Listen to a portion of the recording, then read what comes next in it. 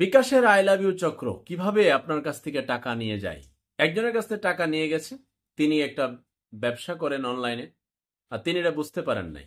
তো ওনার কাছ থেকে কিভাবে টাকা নিয়ে গেল, এই গল্পটা একটু গল্প বলতে ওনার রেকর্ডটা একটু শোনেন, এবং আপনার জন্য আরেকটু বার্তা রয়েছে, আপনি বাঁচার জন্য শেয়ার করে দিবেন। অন্যরা যারা জানে না তারা যেন মানে ঠকে না যায়, তাদের পকেটের পয়সা চলে না যায় আই লাভ ইউ চক্রের কাছে। চলুন আমরা শুনি। একটা মেসেজ আসছে যে আমার ড্রেসের পিকচার দিয়ে মানে আমাকে দিছে ওই ড্রেসটাও নিতে চাই। তো আমি পেজের মধ্যেই মেসেজ দিলাম যে জি আছে অ্যাভেলেবেল। উনি বললো বিকাশ নাম্বার দেন। উনি ওনার নাম ঠিকানা অগ্রিম দিয়ে দিছে। আমি বললাম যে আমাকে বললো যে আপনার বিকাশ নাম্বার দেন। হুট করে দেখলাম বিকাশের মধ্যে এই যে এই নাম্বার থেকে 2040 টাকা চলে আসছে। এখন আমাকে বলতেছে চেক করেন লাস্টে এত নাম্বার 2040 টাকা পাঠাইছে। এখন আমি দেখলাম যে হ্যাঁ টাকা আসছে একটা নাম্বার থেকে। আমি জানতাম না যে আসলে ভাইয়া যে বিকাশে টাকা পাঠাইলে বিকাশেই মেসেজ আসে শুধু, নাম্বার থেকে আসে কি আসে না এটা সম্পর্কে আমার কোনো ধারণা ছিল না, বা আমি কখনো আগে শুনি নাই যে এই ধরনের প্রতারণাও হয়।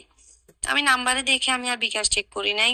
আমার ধারণা আসছে যখন হয়তো আসবে নাম বিকাশে থাকবে। আমি কখনো চেক করি না আসলে বিকাশ, আমি জাস্ট মেসেজটাই চেক করি। আমি বললাম যে হ্যাঁ আসছে, আপনি এত টাকা কেন দিছেন? আমার তো আপনার কস্ট 1550 টাকা, আপনি টাকা বেশি দিছেন। উনি বলতেছে বাকি টাকা ব্যাক করে দেন।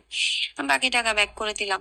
সে 2 মিনিটও গেল না, সে আমাকে বলল আপু জিনিসটা আমি নিতে পারবো না, আমার টাকা আমাকে ব্যাক দেন প্লিজ প্লিজ। সে আমাকে অনেক ধরনের হ্যারাস করতেছিল, বিরক্ত করতেছিল বারবার। আমি বলতেছি না, এই ধরনের কোনো পেজে আপনি টাকা দিয়ে টাকা ব্যাক নিতে পারবেন না, আপনার থেকে প্রোডাক্ট নিতে হবে, প্রোডাক্ট ব্যাক দিব। তার সাথে কোনো মতেই তর্ক আমি পারতেছিলাম না। এক পর্যায়ে এসে আমাকে বলতেছিল যে টাকাটা আপনাকে সদকা দিয়ে দিলাম, আমার থেকে জামা লাগবে না। এসে এটা যখন বলছে না ভাই, আমার মানে খুব রাগ উঠে গেছে। আমি বললাম যে ভাই আপনার কাছে আমি ড্রেসই সেল করবো না, আপনার টাকা আপনি নিয়ে নেন, আপনার অর্ডার ক্যান্সেল করে দিলাম।